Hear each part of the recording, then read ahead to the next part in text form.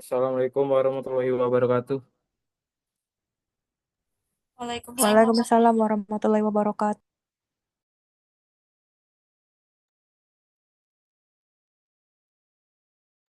Perkenalkan kami dari kelompok 5.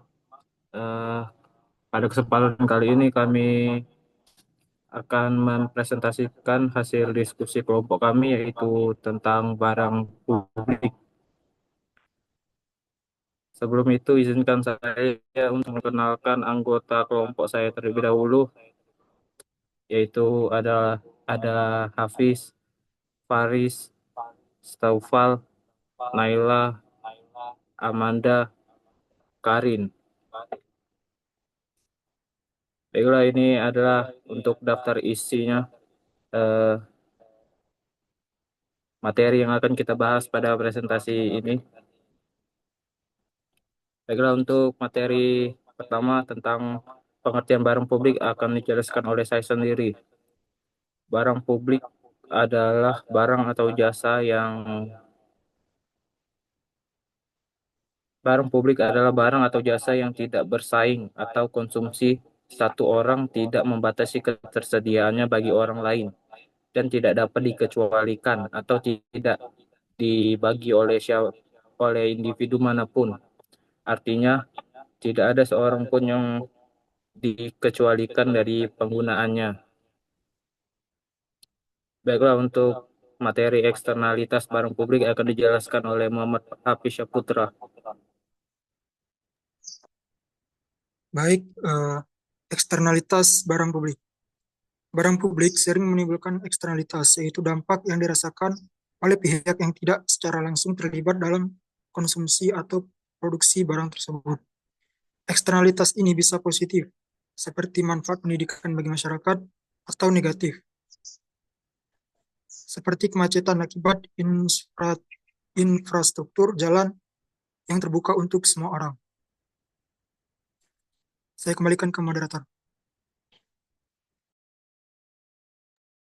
Baiklah, untuk materi selanjutnya sifat barang publik dan implikasi pengelolaannya akan dijelaskan oleh Tafal Sanju. Baik, sifat barang publik dan implikasi pengelolaannya. Non-rivalry. Penggunaan oleh satu individu tidak mengurangi ketersediaan untuk orang lain. Non-excludability. Tidak bisa membatasi seorang dari menggunanya. Implikasi pengelolaan. Karena sifatnya barang publik umumnya dikelola oleh pemerintah agar secara merentah dan tidak hanya bergantung pada mekanisme pasar. Pendanaan berasal dari pajak atau sumber daya publik. Sekian, saya gambarkan ke Paris. Baiklah, untuk materi perbedaan administrasi keuangan publik dengan administrasi keuangan swasta atau rumah tangga akan dijelaskan oleh Manda. Baik, perbedaan administrasi keuangan publik dengan administrasi keuangan swasta atau rumah tangga. Yang pertama, administrasi keuangan publik bertujuan untuk kesejahteraan masyarakat luas. Yang kedua, sumber dana berasal dari pajak dan pendapatan negara lainnya. Yang ketiga, pengelolaan bersifat transparan dan harus dipertanggungjawabkan kepada publik. Yang keempat, keputusan berdasarkan kepentingan sosial dan ekonomi jangka panjang.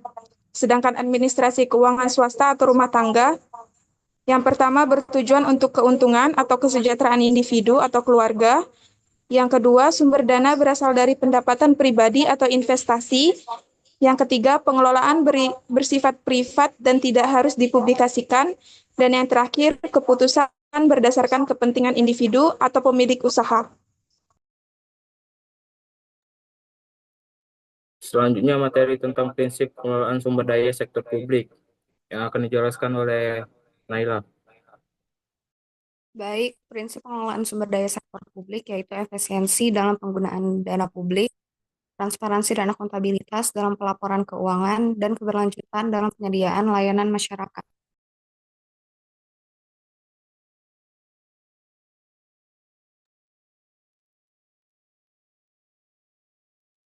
Baiklah, untuk materi tentang metode pengelolaan sumber daya publik akan dijelaskan oleh Karin Gita.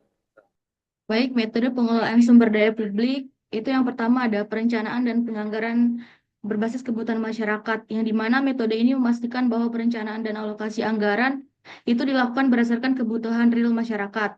Yang kedua itu ada evaluasi dan pengawasan terhadap penggunaan dana, yang dimana metode ini bertujuan untuk memastikan bahwa dana publik digunakan sesuai dengan perencanaan dan tidak terjadi penyimpangan atau korupsi. Yang ketiga itu ada partisipasi publik dalam proses pengambilan keputusan, yang dimana partisipasi publik ini memungkinkan masyarakat untuk ikut serta dalam proses pembuatan kebijakan, baik melalui konsultasi, diskusi publik, maupun keterlibatan langsung dalam Dewan Perwakilan atau Komite Kebijakan.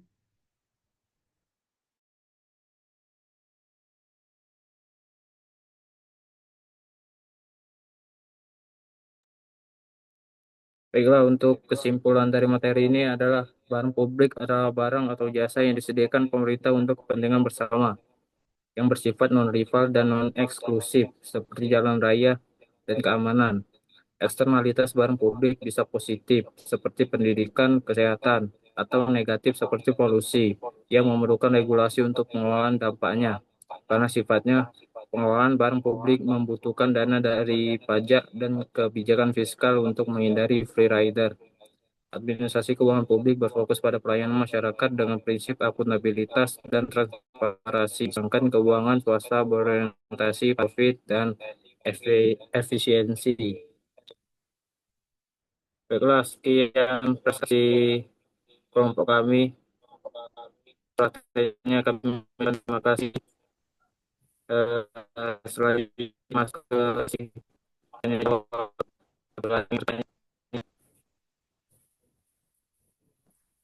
Izin bertanya. Ya, silakan dia. Baik, apa saja tantangan yang dihadapi dalam pengelolaan barang publik di daerah perkotaan yang padat, kemudian berikan solusi terhadap permasalahan tersebut? Baik, terima kasih dia. Apakah lagi ada yang ingin bertanya? Izin Ya, bertanya, silakan Farid. terdapat organisasi yang ingin melestarikan hukum hutan. Bagaimana mereka membenarkan pendanaan publik hutan, hutan memberi udara dan air bersih untuk semuanya. Terima kasih Farid. Apakah lagi ada yang ingin bertanya? Izin bertanya.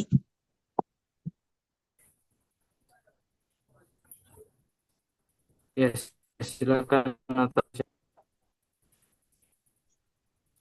Mengapa dalam beberapa kasus barang publik bisa menjadi kurang diminati atau tidak dimanfaatkan secara optimal oleh masyarakat, meskipun tersedia secara gratis? Terima kasih. Baik, terima kasih Natasha. Apakah ada lagi yang ingin bertanya?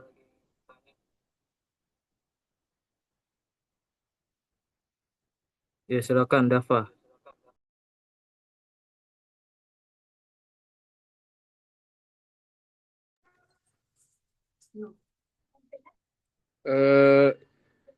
Perkenalkan, saya Dava dari kelompok 1, izin bertanya, apa yang membedakan barang publik dari barang privat dan mengapa barang publik seringkali menyebabkan masalah free rider? Baik, terima kasih Dava. Baiklah, sekian presentasi dari kelompok kami. Kami akhiri. Wassalamualaikum warahmatullahi wabarakatuh. Waalaikumsalam warahmatullahi wabarakatuh. Waalaikumsalam warahmatullahi wabarakatuh.